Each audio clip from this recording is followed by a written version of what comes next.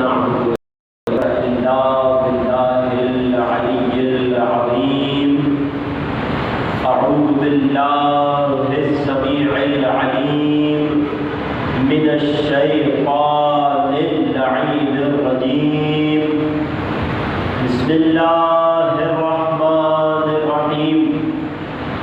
الحمد لله الذي خلقنا في أمة الذي فاز رتبته إلى قاب قوسين، وأكرمنا بولاية وصيه الذي ردت له الشمس مرتين، وجاهد بالسيفين، وصلى إلى القبلتين، وشرفنا بحب الزهراء أم السبطين، وجعلنا من الباكين على مصاب الحسن والحسين والتسعة من ذرية الحسين الذين من بكى على مصابهم رجح حسناته أعمال الثقلين.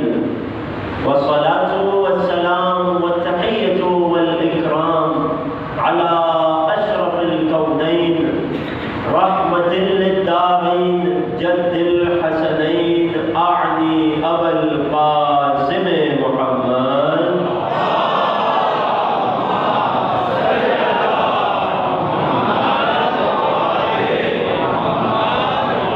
وعلى أهل بيته الأطيبين الأطهرين رحمة الله على محبيهم ولعنة الله على أعدائهم ومنكري فضائلهم وغاصبي حقوقهم أجمعين. أما بعد، فقد قال الله الحكيم في كتابه الكريم وكلامه العظيم. بسم الله الرحمن الرحيم. يوم ندعو كل أناس بإمامهم. صدق الله العلي العظيم. درود ہدیہ کیجیے محمد والے.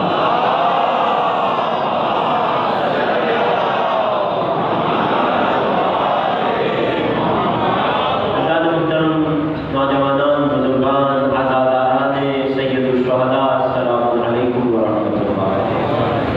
موضوع گفتگو اصول دین اور امام وقت. ہماری گفتگو نبوت کے باب میں تھی. نبوت کو ہم نے دو حصوں میں تقسیم کیا. نبوت خاصہ سے امام وقت کا تعلق ہم بیان کر چکے. نبوت عامہ یعنی آدم سے عیسیٰ علیہ السلام تک کی نبوتوں کا میرے وقت کے امام کی امامت سے کیا گہرا تعلق ہے، اس بات میں ہماری گفتگو جاری تھی.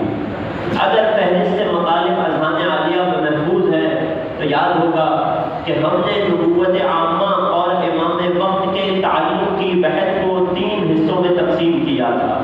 سب سے پہلے سنن انبیاء اور امام وقت، پھر اس کے بعد بات آئے گی خصائص انبیاء اور امام وقت، پھر گفتگو پہنچ جائے گی موارید یعنی انبیاء کی میراثیں اور وقت کے امام.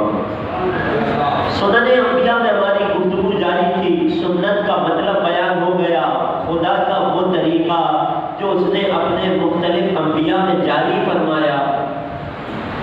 ہر نبی کی کوئی خاص سنت بھی ہوا کرتی ہے، وہ طریقہ جو خدا نے اس نبی کو عطا کیا، اور ایک خدا کی عمومی سنت ہے جو ایک سے زیادہ انبیاء پر جاری ہوئی.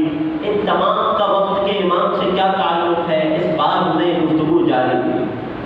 اس سے پہلے کہ کل کی گفتگو سے جڑ جاؤں، انبیاء پر جاری کردہ خدا کی سنتیں اور ان سنتوں کا وقت کے امام سے کس قدر گہرا تعلق ہے اور کتنا ضروری ہے ان سنتوں کو سمجھنا تاکہ عقیدہ مہدویت سمجھ آ سکے. ایک مختصر سی حدیث آپ کی خدمت میں پیش کرتا ہوں، پھر کل کی گفتگو سے بات کو جوڑ دوں گا. توجہات میرے ساتھ ہیں. انبیاء خدا بندی میں سے کچھ ایسے ہیں کہ جنہیں خدا نے طویل زندگی عطا کی. ان میں سے ایک نبی اللہ خضر علیہ السلام. یقیناً بچہ جانتا ہے یہ ان انبیاء میں سے ہے کہ جنہیں خدا نے طول عمر عطا کی ہے، جن کا کام بھٹکے ہوں کو راہ دکھانا ہے. راوی توجہ کیجیے گا، خدا کی نبی پر جاری ہوئی کس قدر تعلق رکھتی ہے وقت کے امام کی امامت کے عقیدے سے۔ چھٹے امام کے پاس صحابی آتا ہے، سوال کرتا ہے فرزند رسول، اللہ نے اپنے نبی خضر کو باقی انبیاء کے برخلاف اتنی طویل زندگی کیوں عطا کی؟ اللہ نے باقی انبیاء کی طرح، جب احمد مرسل نہ رہے کون رہے گا؟ اللہ نے باقی انبیاء کی طرح حضرت خضر کو مقررہ وقت پر موت کیوں نہ دی؟ سوال واضح ہے۔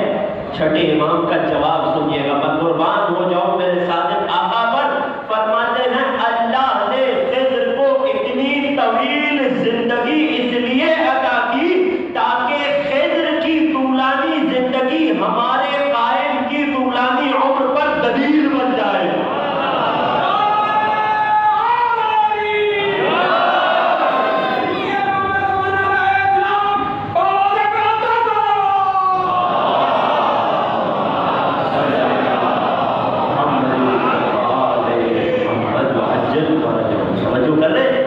خدا کی سنت جو ایک نبی میں جاری ہوئی، طول عمر، اے خدا تو نے اس نبی پر اپنی سنت کو کیوں جاری کیا؟ جواب آیا تاکہ جب میں اپنی آخری حجت کو پردہ غیب میں طویل عمر عطا کر دوں تو اب کسی کو یہ سوال کرنے کا حق نہ رہے کہ اتنی طویل عمر کیسے کسی انسان کی ہو سکتی ہے؟ میرا امام تو ابھی 1100 اور کچھ برس کا ہے۔ جو میرے امام کی عمر طویل پر سوال کرے اسے چاہیے کہ پہلے اللہ سے پوچھے کہ خضر کو اتنی طویل عمر کیوں دی ہے۔ توجہ کر رہے ہیں؟ سنن انبیاء اور وقت کے امام کا موضوع کس قدر اہم ہے۔ کل کی گفتگو کہاں تک پہنچی تھی؟ سدیر سیرفی کو مخاطب کر کے چھٹے امام نے فرمایا تھا ہمارے قائم کے لیے غیبت ہوگی جس کی مدت بہت طویل ہوگی۔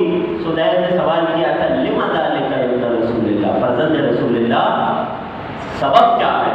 جواب دیا کیونکہ اللہ نے یہ ارادہ کیا ہے کہ اس کے انبیاء میں سے جتنے انبیاء غیبت میں رہے ان تمام کی غیبت کی مدتیں ہمارے قائم گزار کر ظہور فرمائیں گے۔ یہ کل کی حدیث تھی، انشاءاللہ کہ اذان عالیہ میں محفوظ ہے۔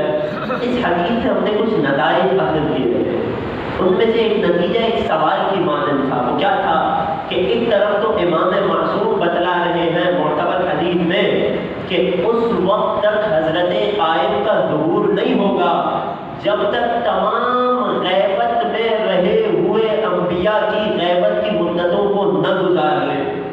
دوسری جانب ائمہ طاہرین نے ہی ہمیں امام کے ظہور میں جلدی کی دعا کرنے کا حکم دیا ہے۔ تو جب غیبت اتنی طویل ہے تو پھر تعجیل فرج کی دعا کیسی؟ سوال ذہنوں میں ہے۔ اس سوال پر کل گفتگو کو روکا تھا، آج اسی سوال کے جواب سے بات کا آغاز ہو رہا ہے۔ اگر توجہات آخری شخص تک میرے ساتھ ہیں تو وقت کے امام کی عظمت پر ایک درود پڑھ دیجیے۔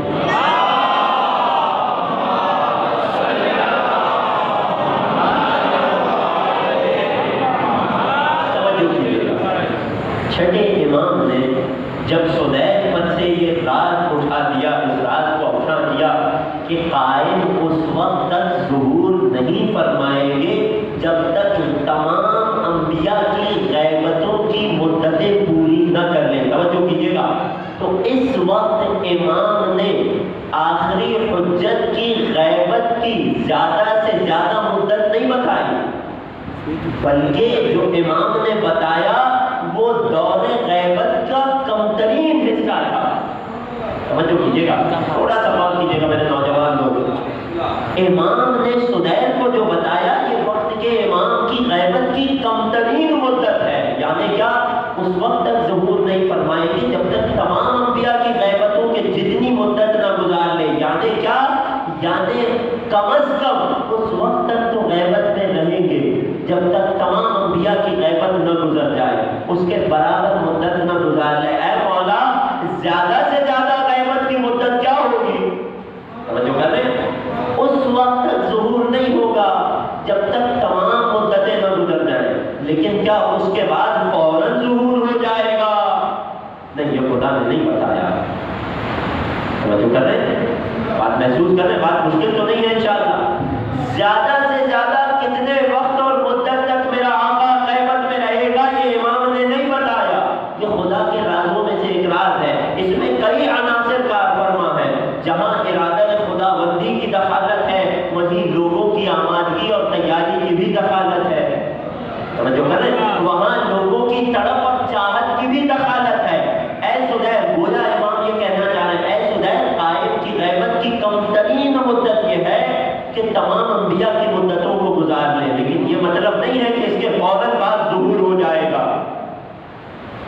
اب خدا کی مرضی ہے، اس کے ارادے پر ٹکی ہوئی ہے یہ بات کہ کب وہ آقا کو اذن ظہور دیتا ہے۔ یہ چاہنے والوں کی تڑپ پر ہے، یہ ان کی آمادگی پر ہے، یہ خدا کی مرضی اور اس کی مشیت پر ہے۔ کم سے کم مدت ہم تمہیں بتا رہے ہیں کہ جو تمام انبیاء کی غیبتوں کی مدتیں ہیں وہ گزاریں گے۔ کیا تمہیں معلوم ہے کتنی مدت ہے؟ عین ممکن ہے کئی لاکھ برس ہو، عین ممکن ہے کئی 100 برس ہو۔ توجہ کر رہے ہیں؟ نتیجہ کیا ہوا؟ کم ترین مدت یہ ہے کہ تمام انبیاء کی غیبتوں کی مدتیں گزار لیں، لیکن اس کے بعد بھی فوری ظہور ہو جائے یہ ضروری نہیں ہے۔ اب یہاں سے آگے چاہنے والے کی دعا کام کرے گی۔ توجہ کر رہے ہیں عزیزوں؟ اب اس کے بعد جب انبیاء کی غیبتوں کی مدتیں گزر گئی تو اب چاہنے والے کی دعا، اس کا عشق، اس کی چاہت یہ فیصلہ کرے گی کہ چاہے تو ارادہ خدا بندی میں تغیر آ جائے اور وہ امام کے جس کا ظہور بہت عرصے تاخیر سے ہونا تھا، چاہنے والے کی تڑپ اور اس کی دعا اس ظہور میں تعجیل اور جلدی کا باعث بن جائے۔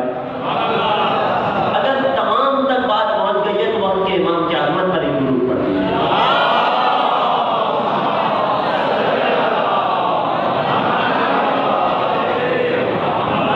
نتیجہ کیا ہوا؟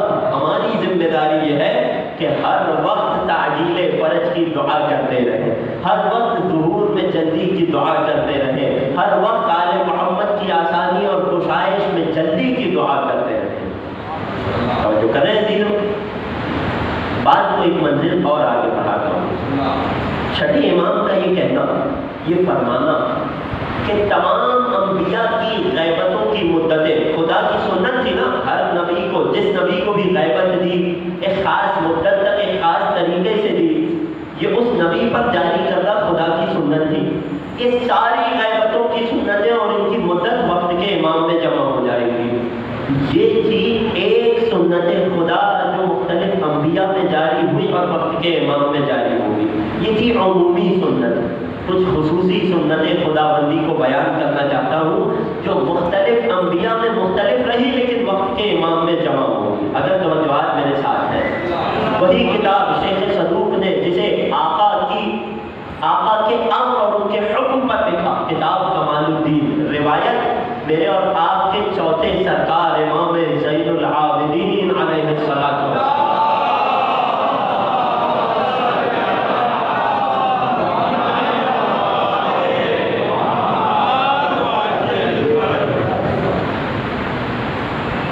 راوی مولا کی خدمت میں ہے، چوتھے امام فرماتے ہیں ان فی قائمنا سنن من انبیاء اللہ۔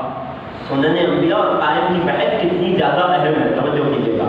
امام اپنے اصحاب کو بتا رہے ہیں، خود سوال نہیں کیا اس نے، امام بتا رہے ہیں سنو یہ موضوع شیعوں کے عقیدے کے لیے اس قدر اہم ہے کہ تم سوال نہ بھی کرو تو بھی ہم بتائیں گے، تاکہ دور غیبت کا چاہنے والا محروم نہ رہے، تاکہ وہ بغیر روشنی اور چراغ کے اس سفر غیبت کو طے نہ کرے۔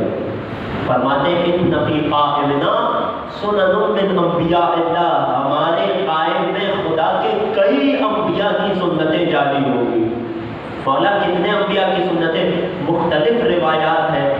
علامہ مجلسی رحمۃ اللہ علیہ وعلی اللہ مقامہ نے کتاب بحار الانوار جو احادیث تشیع کا، احادیث آل محمد کا سب سے بڑا مجموعہ ہے، اس میں ایک پورا باب باندھا ہے اس عنوان سے کہ وہ سنن انبیاء کے جو حضرت قائم میں جاری ہوئی۔ اور جب مجلسی بحار میں کوئی باب باندھے تو وہ ایک یا دو حدیثوں کے لیے نہیں ہوتا، 110 جلدی احادیث کا یہ مجموعہ، اس میں اگر کسی حدیث کے عنوان کو باب بنا دیا جائے، چیپٹر بنا دیا جائے تو دسیوں روایتیں اس باب میں مذکور ہوتی ہیں۔ توجہ کر رہے ہیں؟ تو انہوں نے پورا باب باندھا، کئی روایتیں ہیں، اکثر ائمہ سے روایات ملتی ہیں اس باب پر، میں فقط ایک روایت آپ کی خدمت میں پیش کر رہا ہوں۔ چوتھے امام فرماتے ہیں غیب ہمارے قائم پر خدا کے کئی انبیاء کی سنتیں جاری ہوں گی۔ مولا کون سے انبیاء کی؟ فرماتے ہیں سنت من آدم و نوح، میرے ساتھ گنتے جائیے گا کتنے انبیاء، سنت من آدم و نوح، سنت من ابراہیم، سنت من موسیٰ، سنت من عیسیٰ، سنت من ایوب و سنت من جدنا محمد صلی اللہ علیہ وآلہ۔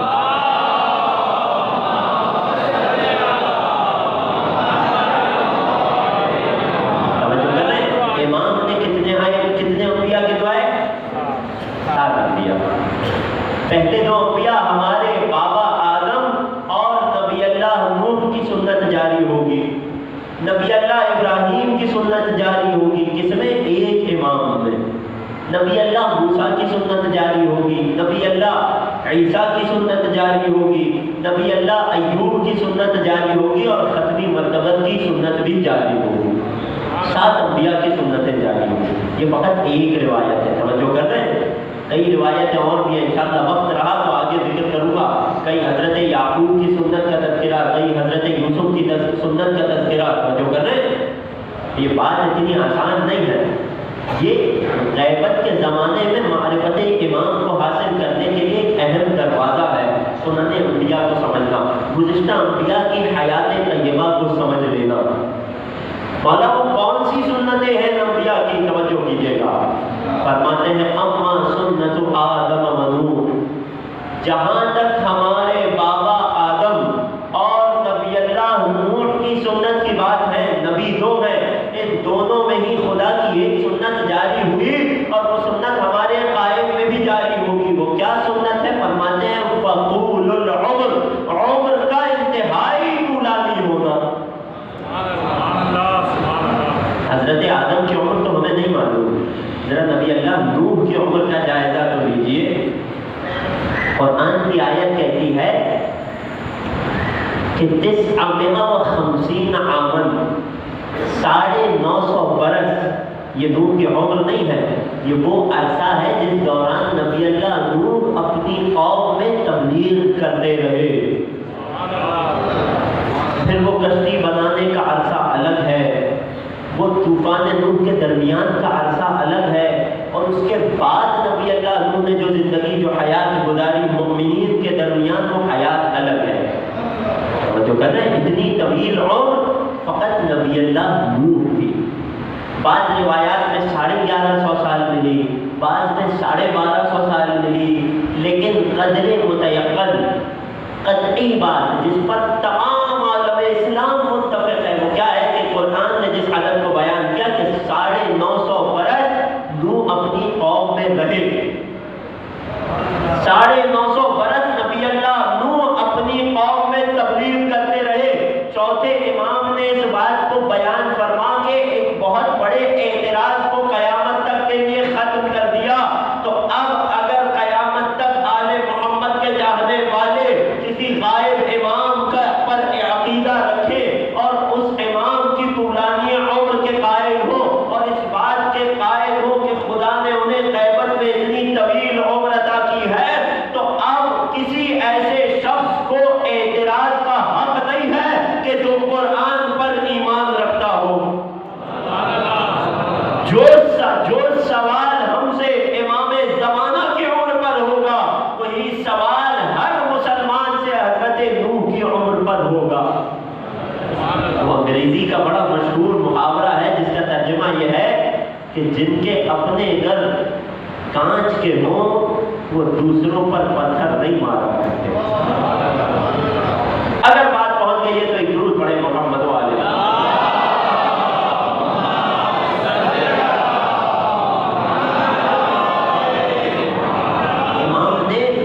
غیبت امام پر موجود سب سے بڑے اعتراضات جو لوگوں کے ذہنوں میں آتے ہیں، سب سے بڑے اعتراض کا دروازہ بند کر دیا۔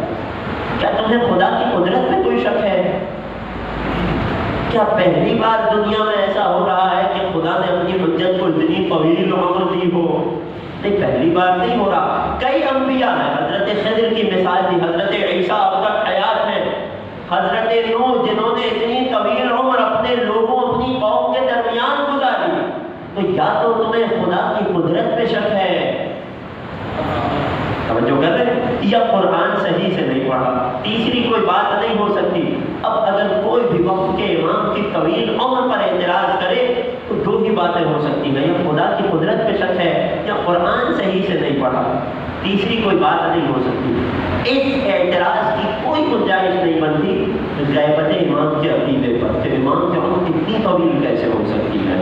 وہ خدا قادر مطلق ہے، اس سے پہلے بھی اپنے انبیاء اپنے حجتوں کو اتنی طویل عمریں عطا کرتا رہا ہے۔ جو آدم و نوح کو اتنی طویل عمر دے سکتا ہے تو وہ وارث آدم و نوح کو اتنی طویل عمر کیوں نہیں دے سکتا؟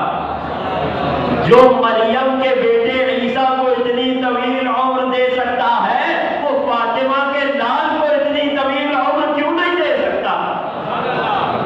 ایک درود پڑھیے وقت کے امام کی عظمت پر۔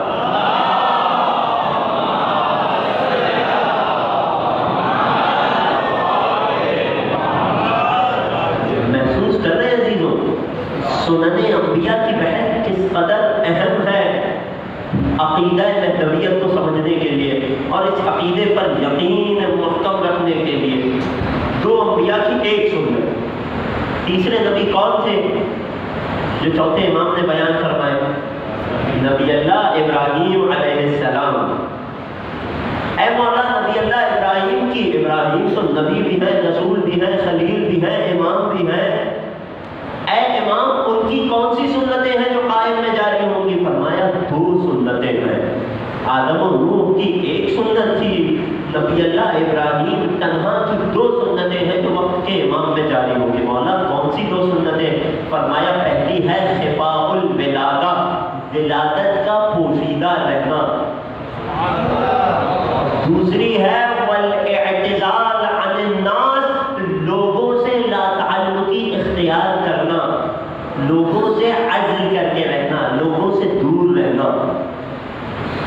اب اگر امام زمانہ میں یہ سنتیں کیسے جاری ہوتی ہیں اسے سمجھنا ہے تو پہلے یہ جاننا پڑے گا کہ ابراہیم علیہ السلام میں یہ دونوں سنتیں خدا بندی کب رونما ہوئی۔ توجہ، پھر بات باقی انبیاء کی سنتوں پر آئے گی۔ ہم ابراہیم کی دو سنتیں کہ جو وقت کے امام میں جاری ہو رہی ہیں، پہلی کون سی؟ خفاء الولادہ، ولادت کا پوشیدہ ہونا۔ تمام عالم اسلام اس واقعے پر متفق ہے کہ جب نبی اللہ ابراہیم کی ولادت کا وقت قریب آیا تو ان کے چچا آدر، یہ جو کافروں میں سے تھے، آدر نہ صرف بت تراش تھا، نہ صرف بت بنایا کرتا تھا، بلکہ اپنے دور کا بہت بڑا عالم بھی تھا، اپنے دور کا بہت بڑا منجم یعنی علم نجوم کا ماہر بھی تھا۔ علم نجوم کا مطلب تو سب جانتے ہیں نا، وہ علم کہ جس میں لوگ ستاروں کی پوزیشن، ستاروں کے مقامات کو دیکھ کر مستقبل کی خبریں دینے کی کوشش کرتے ہیں۔ اس علم کی کیا حقانیت ہے، کیا تفصیل ہے؟ اگر بات آ گئی ہے تو دو جملے پیش کرنا چاہتا ہوں آپ کی اجازت سے۔ آدر کون تھے؟ منجم تھے۔ اپنے علم نجوم کے حساب کر کے انہوں نے نمرود کو یہ خبر دی کہ ان قریب تمہاری سلطنت میں کوئی بچہ پیدا ہونے والا ہے جو تیری سلطنت کو ختم کر دے گا، تیرے تخت کو الٹ دے گا۔ بالکل ویسا ہی واقعہ جیسا نبی اللہ موسیٰ کے زمانے میں پیش آیا۔ فرق کیا تھا؟ وہاں فرعون کو بتانے والے باہر کے افراد تھے، یہاں نمرود کو خبردار کرنے والا گھر کا بھیدی تھا۔ عادت کیا تھی؟ منجم کے علم نجوم سے حسابات کیے بتا دیا۔ یہ علم نجوم کیا ہے؟ آج کل یہ بیماری لوگوں میں بہت زیادہ پھیلتی جا رہی ہے، لہذا اپنا فرض سمجھتا ہوں کہ منبر ھذا سے اس بات کا سدجواب کیا جائے، مومنین کی خدمت میں آل محمد کا موقف پیش کیا جائے علم نجوم کے حوالے سے۔ تو لحاظ میرے ساتھ ہے، یہ ستاروں کا علم کہ جو حسابات لگا کے لوگوں کو ان کے مستقبل کی خبریں دیتے ہیں، اس کا راز کیا ہے؟ آل محمد کا اس کے بارے میں کیا موقف ہے؟ پہلے ایک واقعہ پھر ایک سطر میں امام کا موقف بیان کروں گا۔ مولائے کائنات جب جنگ صفین کے لیے کوفے سے روانہ ہو رہے تھے، توجہات میرے ساتھ ہیں آخری شخص، مولا جب جنگ صفین کے لیے کوفے سے روانہ ہو رہے تھے تو علم نجوم کا مشورہ دینے آیا تھا. اے علی، میرا ستاروں کا علم یہ بتا رہا ہے کہ اس وقت آپ کا ستارہ گردش میں ہے. وہ علی کے جس کے اشاروں پہ ستارے گردش کرے، اس علی کو بتانے آیا ہے کہ آپ کا ستارہ گردش میں ہے. خود اس کے ستارے گردش میں تھے، علی کو مشورہ دینے آئے. اے علی، میرا علم کہہ رہا ہے آپ کے ستارے گردش میں ہے. مولا نے مسکرا کر پوچھا کیا ہوا میرے ستارے کو؟ کہنے لگا اے علی، میں دیکھ رہا ہوں کہ آپ کا ستارہ، توجہ کیجیے گا، اب یہ علم نجوم کی خاص اصطلاح ہے. اس علم کے ماہر افراد یا جو علماء آل محمد کی روایات میں تتبع کرتے ہیں، بزرگان تشریف فرمائے، وہ اس بات کو بہتر سمجھیں گے. آپ نے فقط محسوس کر کے میرے ساتھ سفر کرنا ہے. کہنے لگا اے علی، آپ کا ستارہ گردش میں ہے. اے علی، آپ کا ستارہ آگ میں جل رہا ہے، لہذا ابھی آپ جنگ پر نہ جائیے ورنہ ہار کر واپس آئیں گے. اللہ اکبر! کیا شیر خدا کو بھی کبھی شکست ہو سکتی ہے؟ اے علی، ابھی نہ جائیے ورنہ ہار کر جائیں گے. مولا نے سوال کیا کیا تو علم نجوم کا ماہر ہے؟ کہنے لگا اے علی، میں علم نجوم کا علم رکھتا ہوں. باب مدینۃ العلم کے پاس آ کر اپنے علم کا اظہار کر رہا تھا، اپنے علم کی بڑائی جتا رہا تھا. مولا نے فرمایا کیا تو علم نجوم کا ماہر ہے؟ کہنے لگا یا علی، میں علم نجوم کا ماہر ہوں. فرمایا سن کہ تیرے حساب میں فلاں فلاں جگہ پر غلطی آ گئی ہے. دوسری بات سن، یہ جو تو نے کہا کہ میرا ستارہ آگ میں جل رہا ہے، تو غلط سمجھا. یہ میرے ستارے کی آگ ہے کہ جو باقی ستاروں کو جلا رہی ہے.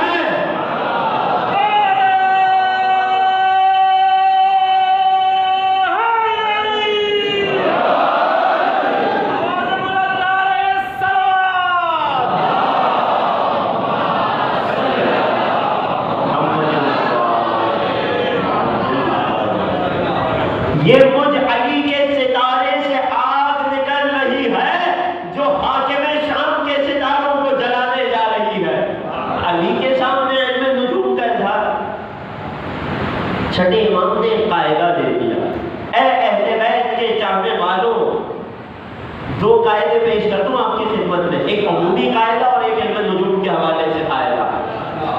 آل محمد کے علاوہ کبھی کسی کے علم کے دھوکے میں نہ آنا. پانچویں امام فرما گئے ہیں آل محمد کے جاننے والوں، فرش ادا سے عقیدہ لے کر اٹھ جاؤ. شرق اور غرب، چاہے مشرق کے کناروں تک چلے جاؤ، چاہے مغرب کے کناروں تک چلے جاؤ. لن تجد علما صحیحا الا ما خرج من عندنا اہل البیت. تم کہیں کسی جگہ پر صحیح علم نہ پاؤ گے سوائے اس کے جو آل محمد کے در سے نکلتا ہے.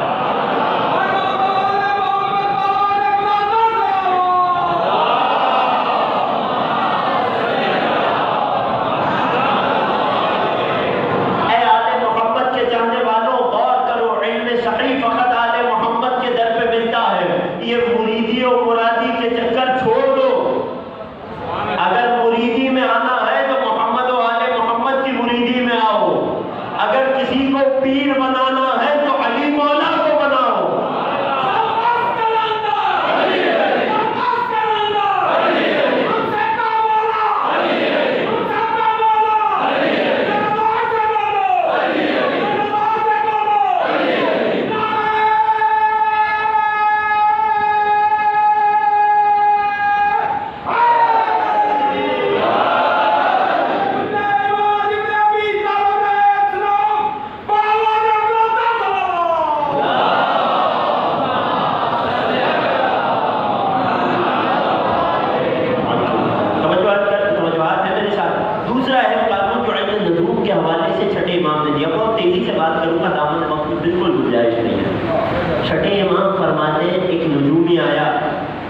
امام کے پاس آ کر کہنے لگا مولا علم نجوم سیکھنا کیسا ہے؟ مولا کا صحابی تھا، نجومی نہیں تھا. مولا علم نجوم سیکھنا کیسا ہے؟ مولا نے ایک قانون دیا، بڑا لطیف جواب ہے. اللہ اکبر! قربان ہو جاؤں اس درد کے، اگر اس درد کو نہ پاتے تو قیامت تک گمراہی کے اندھیروں میں بھٹکتے رہتے. چھٹے امام سے اس نے پوچھا علم نجوم حاصل کرنا کیسا ہے؟ جواب دیا کثیرہ لا یدرک وَقَلِيلُهُ لَا يَنفع. دو جواب دیے. فرمایا علم نجوم کا کثیر یعنی مکمل علم نجوم کا احاطہ کر لینا یہ کب ممکن ہے؟ کہ جب کائنات کے جتنے ستارے ہیں انسان کو ان تمام کی وضع اور ان کی حالت معلوم ہو جائے. فرمایا کثیرہ لا یدرک. کوئی غیر معصوم ہے ہی نہیں کہ جو علم نجوم کو مکمل حاصل کر لے، جسے تمام ستاروں کی وضع اور جگہ کا علم ہو جائے. وَقَلِيلُهُ لَا يَنفع. اور آدھے ادھورے ستاروں کے حساب کسی فائدے کے نہیں ہیں. گویا کیا بتایا؟ علم نجوم برحق ہے، یہ ان علوم میں سے ہے جو اللہ نے اپنے انبیاء کو عطا کیا، لیکن یہ علوم حق ہے، صحیح ہے، مگر مختص ہے خدا کی حجتوں کے ساتھ. کسی غیر معصوم کو یہ علم پورا عطا ہو نہیں سکتا. تمہاری نگاہیں چاند سے آگے جاتی نہیں ہیں. وہ جو کائنات کے کناروں پر ستارے ہیں ان کی وضع اور ان کی جگہ، ان کا حساب تمہیں کیسے علم ہو سکتا ہے؟ یہ فقط اس علی کو ہو سکتا ہے جو یہ دعویٰ کرتا نظر آئے کہ یہ پوری کائنات علی کے سامنے ہتھیلی کی مانند ہے.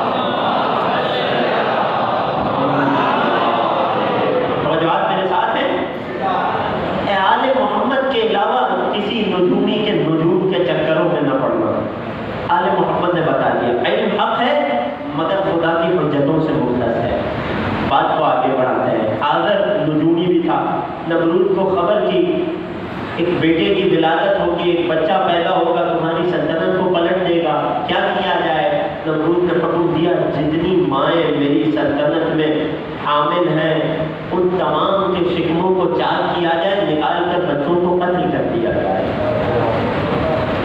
اتنا بڑا ظالم حکمران اور ایسے بچے سے خوف کھا رہا ہے جو ابھی دنیا میں بھی نہیں آیا. اب سمجھ آیا کہ عباسی حکمران میرے وقت کے امام کی ولادت سے پہلے ان کی خبر گیری میں کیوں تھے. توجہ کر رہے؟ ظاہراً بڑی حکومت تھی لیکن ایک ایسے بچے سے خوف تھا کہ جس کی ابھی ولادت بھی نہیں ہوئی. کیا ہوا؟ حضرت ابراہیم کی والدہ پر حمل کے آثار نمایاں نہ ہوئے. حضرت ابراہیم کی والدہ پر تمام عالم اسلام اس تاریخ پر اتفاق کرتا ہے. جو کر رہے جب حمل کا وضع حمل کا وقت قریب آیا، ولادت خلیل خدا کا وقت قریب آیا، والدہ ابراہیم نے کیا کیا؟ حضرت ابراہیم کو آبادی سے دور لے گئی، ایک غار کی پناہ لی. غار میں نبی اللہ کی ولادت ہوئی. نبی اللہ ابراہیم کو نومولود بچے کو اسی حال میں غار میں چھوڑا. اللہ پر بھروسہ کرتے ہوئے اس غار کے دہانے کو بند کر دیا. غار میں اللہ اپنے کمسن نبی کو کیسے آب و غذا دے رہا تھا؟ وہ خدا کے جو شکم مادر میں بھی بچے کو غذا دیا کرتا ہے، اس کے لیے کیا مشکل ہے کہ غار میں اپنے نبی کو غذا نہ دے. جب نبی اللہ ابراہیم جوان ہو گئے تب اس غار سے نکلے. کیا ہوا؟ ولادت پوشیدہ رہی. حمل کے آثار تک ابراہیم علیہ السلام کی والدہ پر نظر نہ آئے، طاری نہ ہوئے، لوگوں کو نہ دکھائی دیے. یہ ہے ابراہیم پر خدا کی جاری کردہ سنت. اب آئیے ذرا میرے وقت کے امام کی ولادت کا تذکرہ سنیے. کوئی اور نہیں، خود امام عسکری کی پھوپھی، 9ویں امام کی دختر، 10ویں امام کی بہن، 11ویں امام کی پھوپھی جناب حکیمہ خاتون سلام اللہ علیہا. یہ کوئی کم رتبہ کم درجہ ابھی بھی نہیں ہے. اگر اس کے مقام کو سمجھنا ہو تو اس کا آل محمد سے امامت سے ویسا ہی رشتہ ہے جیسا شہزادی زینب اور شہزادی معصومہ حب کا تھا. شہزادی حکیمہ جن کا مزار اور قبر اثر سامرہ مقدسہ میں 10ویں اور 11ویں امام اور 12ویں امام کی والدہ کی قبر کے سہانے ہیں. خدا ہم سب کو مقدس مقامات کی زیارت نصیب کرے۔ شہزادی حکیمہ خاتون 11ویں امام کی پھوپھی روایت کرتی ہے، شفاء الولادہ، ابراہیم پر خدا کی جاری کردہ سنت جو میرے وقت کے امام میں جاری ہوئی، کیا ہوا؟ فرماتی ہیں کہ جب 14ویں شعبان کا دن آیا تو میرے بھتیجے حسن عسکری نے پیغام دے کر مجھے بلا بھیجا۔ جب میں گھر پہنچی، بیت الشرف پہنچی، تو امام نے بتایا کہ اے پھوپھی اماں، آج شب اس کی ولادت ہونے والی ہے کہ جو ضمیر کو عدل و انصاف سے بھرے گا۔ آج میرا والد دنیا میں آنے والا ہے۔ جناب حکیمہ کہتی ہیں میں نے سوال کیا کہ ماں کون ہوگی حجت خدا کی؟ اے بی بی، جس دن بچے کی ولادت ہونے والی ہو، کتنی ہی خواتین گھر میں رہتی ہو، ان میں سے جو ماں بننے والی ہے اسے پہچاننا مشکل نہیں ہوتا۔ وجہ کیا بنی سوال کی؟ کیونکہ خدا نے مثل مادر ابراہیم وقت کے امام کی مادر گرامی پر حمل کے آثار کو ظاہر نہ ہونے دیا۔ یہ قدرت خدا بندی ہے۔ والدہ کون ہوگی؟ بتایا جناب نرجس خاتون سلام اللہ علیہا۔ جناب نرجس کے پاس آتی ہے، روایت کے بڑے حسین جملے ہیں، محسوس کیجئے گا۔ عام طور پر عرب میں اس وقت یہ کلچر یہ تھا کہ جب گھر کی کوئی بڑی خاتون گھر میں داخل ہوتی تو گھر کی بہو، میری مائیں بہنیں خصوصی طور پر توجہ کیجئے گا، تو گھر کی بہو آگے بڑھ کر ان بزرگ خواتین کی نعلین اتارتی تھی۔ یہ احترام کا طریقہ تھا۔ اس دن جب جناب حکیمہ نے امام عسکری سے سنا کہ جناب نرجس خدا کی آخری حجت کی ماں بنے گی، تو جو ہی جناب نرجس جناب حکیمہ کے پیر ہائے مبارک سے نالین اتارنے کو جھکی ہیں، جناب حکیمہ نے ہاتھوں کو جوڑ دیا، اے شہزادی آج سے میں آپ کی جوتیاں اتاروں گی، آپ حجت خدا کی ماں ہیں۔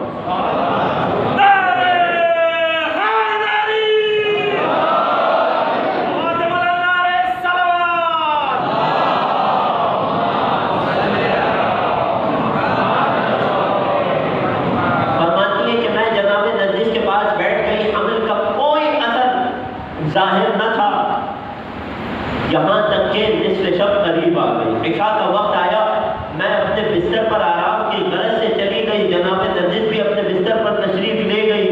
جب نصف شب کا وقت آیا، آدھی رات گزر گئی، تو میں نماز تہجد کے لیے اٹھی۔ یہ آل محمد کا طریقہ ہے۔ میں نماز تہجد کے لیے اٹھی، میں نے ایک بار پھر جناب نرجس پر نگاہ ڈالی، اپنے بستر پر آرام فرما رہی تھی، حمل کا کوئی اثر نہ تھا۔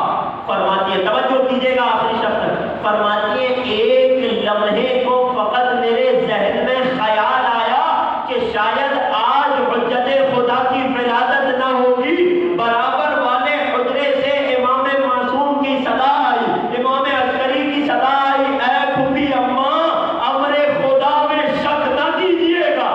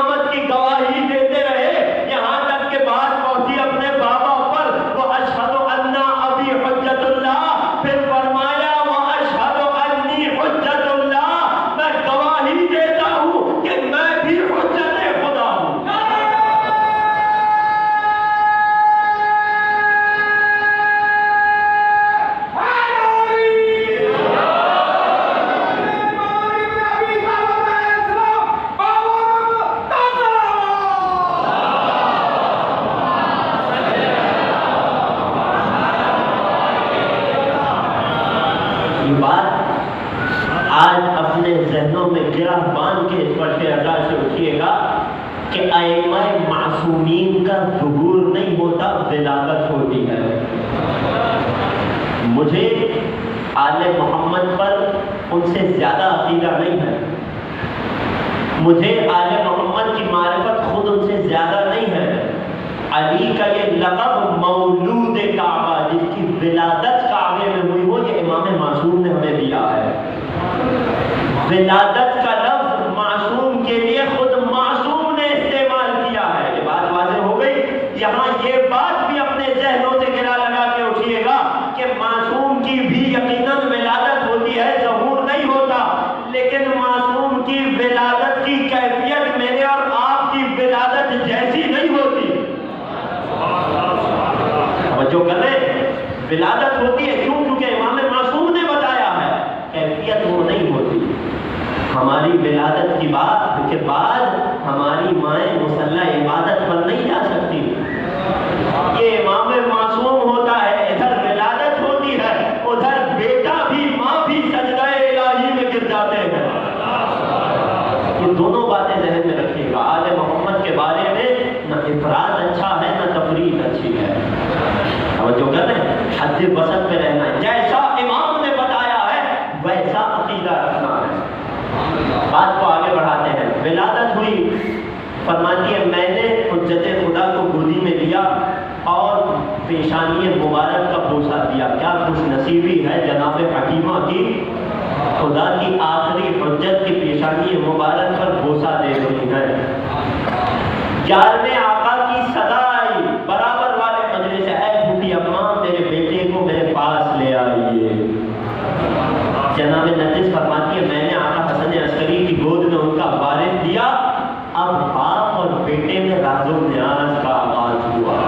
ایک حجت خدا دوسری حجت خدا سے بات کر رہا ہے، پوچھا کہ تم کون ہو؟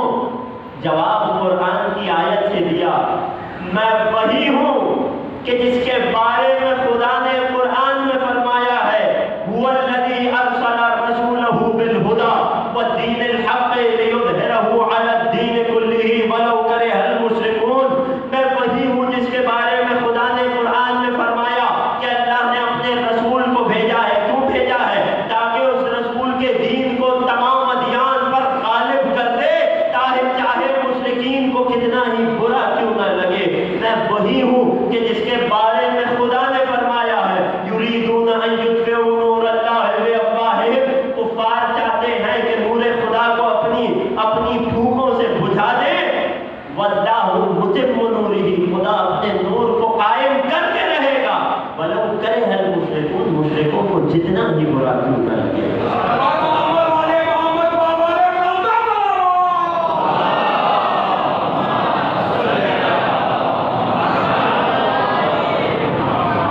حضرت ابراہیم پر خدا کی جاری کردہ یہ سنت ولادت کا پوشیدہ رہنا، یہ سنت میرے وقت کے امام نے خدا نے جاری کی۔ آج یہاں بات کو روک رہا ہوں۔ باقی 4 انبیاء کی سنتیں جو امام نے بیان کی، کس نبی کی کون سی سنت ہے، انشاءاللہ کل یہاں سے بات کو جوڑ دیں گے، آغاز کریں گے۔ ابھی امام کی ولادت کا تذکرہ آیا، ابھی حجت خدا کی ولادت کا تذکرہ آیا، اور ولادت کے فوراً بعد کی کیفیت کا تذکرہ آیا، ابھی ولی خدا کی ولادت کا تذکرہ آیا۔ آج مجھے ایک اور کمسن ولی خدا کا تذکرہ کرنا ہے۔ دنیا والوں میں جب کوئی ولی بنتا ہے تو بوڑھا ہو کر بنتا ہے۔ آل محمد کے گھرانے کے علاوہ دنیا میں کئی ایسی مثال نہ ملے گی کہ ابھی بچے کی عمر 6 مہینے ہو مگر ولی خدا ہو۔ خدا مجھے اور آپ کو اس کمسن کی معرفت عطا فرمائے۔ خدا ہمیں باب الحوائج ولی خدا حضرت شہزادہ علی اصغر کی معرفت عطا فرمائے۔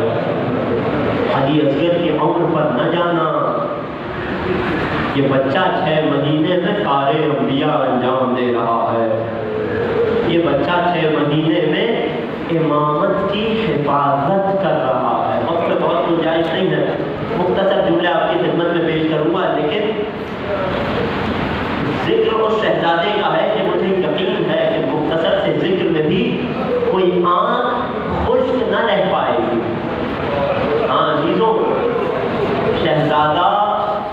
باب الحوائج مولا آقا علی اصغر. کیا رونے کے لیے یہ نام بھی کافی نہیں ہے؟ ذرا تصور تو کیجیے، مدینے سے میرا شہزادہ چلا ہے تو چند دنوں کا ہے. 28 رجب کو مولا مدینے سے روانہ ہوئے، 10 محرم کو جس کی عمر 6 ماہ ہو وہ مدینے میں 28 رجب میں چند دن ہی کا تو ہوگا. مورخین بیان کرتے ہیں کہ جب مدینے سے یہ قافلہ جا رہا تھا تو شہزادی فاطمہ صغریٰ نے اصغر کو اپنی گود میں لے رکھا تھا. ہر بیوی آتی اصغر فاطمہ صغریٰ کی گود سے نہ اترتے.